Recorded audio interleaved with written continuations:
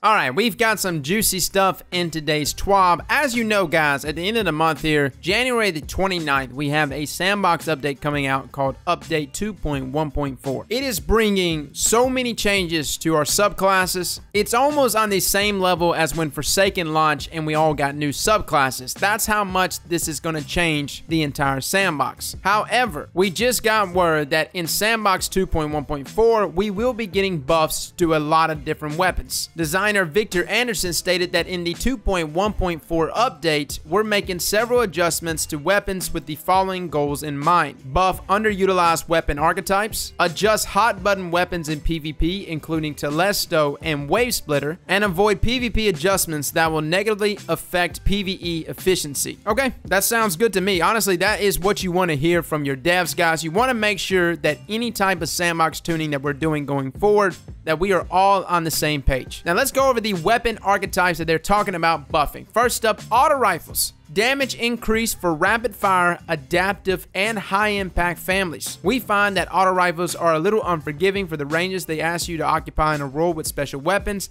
and as a result, we're increasing the damage to offset the higher risk. That's interesting. They did not state here how much they're increasing the damage. They're just saying they're increasing it. Now, the autos that they're talking about are our 360s, our 600s, and our 720s. But keep in mind, this also includes whatever exotic auto rifles fall within those archetypes. So Soros could actually get a really nice buff, which is included in the blanket buff to all of the auto rifles in the 600 rounds per minute. But of course, it can change between that and focus fire, so it can go between 360 and 600. Either way, there's a number of weapons, even though it's not stated here, that will also be included in this buff to auto rifles, which I'm really excited about because auto rifles need some love right now. Scout rifles, damage increase for lightweight and rapid fire families, as well as an increase to all scout rifles in PvE. Scout rifles are always going to be on the lower end of damage due to the safety that their range affords you, but the difference currently between them and other primary weapons is too drastic. As a result, we're reducing the size of the gap.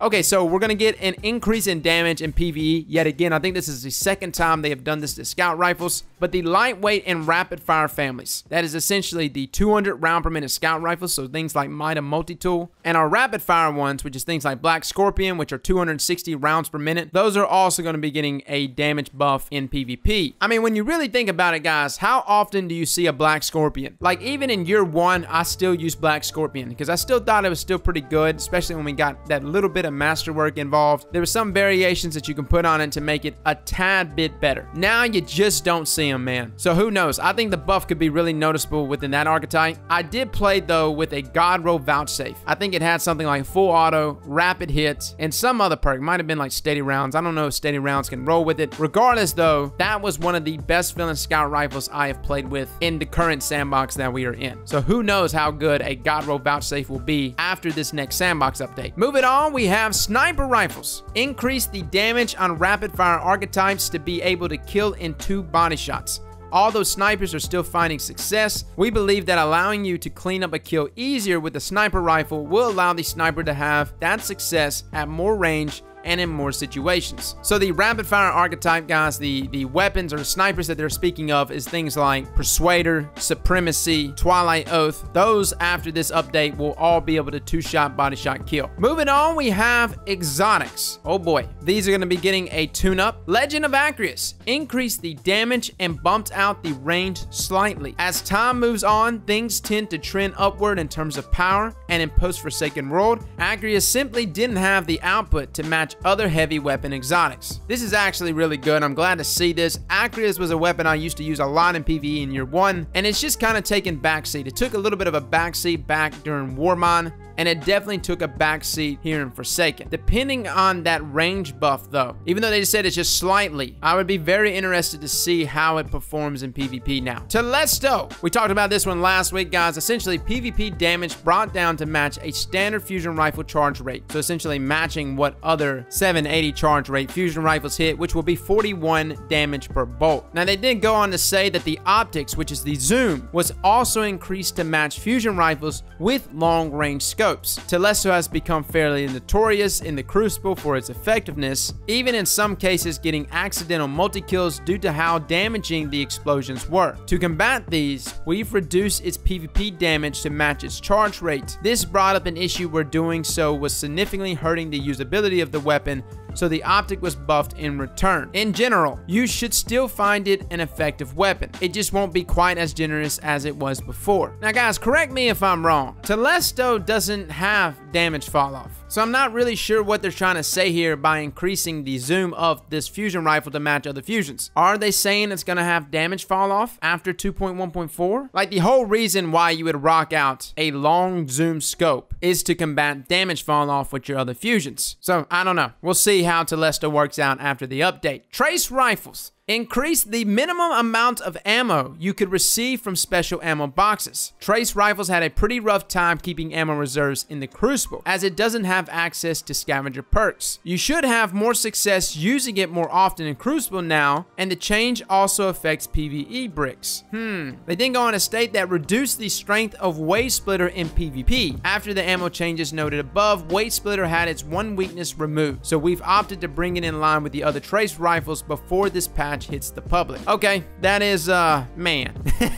I mean, it probably needed to happen, guys. I mean, trace rifles, they're not that bad, but Wave Splitter had some crazy TTK values. I mean, getting down to almost like half a second. Now, more than likely, it's gonna have a 0.73 second TTK value, maybe a 0.7, just to kind of give itself a better edge over Cold Hard and Prometheus Lens. Now, at the end of this, they stated that weapon tuning is an ongoing process. We'll be sure to talk to you about it again in the future. Some topics we're looking at for future potential adjustments include trace rifle damage in PvE, submachine gun damage adjustments, shotgun adjustments, and taking a holistic look at the heavy slot options and how much of an impact it has on loadout choices for PvE content. We are always looking at what's currently in use and what isn't in use, as having more choices is always better than being locked into a narrow band. These changes are currently planned to land on January the 29th. Now, moving on, we have some Black Armory stuff that we need to talk about. This may be some miscellaneous things for you, but some stuff that does affect us, especially for those of us that are trying to farm up weapons week to week. Ballistic logs will no longer be removed at reset. Hallelujah. Stack limit for ballistic log increased to 5 per character. Okay. Weapon frames carried across reset now refund into the following: gold frames refunded into 1 ballistic log, silver frames refunded into 3 modulus reports. Any instance of radiant matrix will be removed on weekly reset. Players should stop experiencing the issue where frames are missing from ADIS inventory on a week-to-week basis. Players may still only purchase up to 2 gold frames per week. Drop rate for Black Armory lore increased from 10% to 20%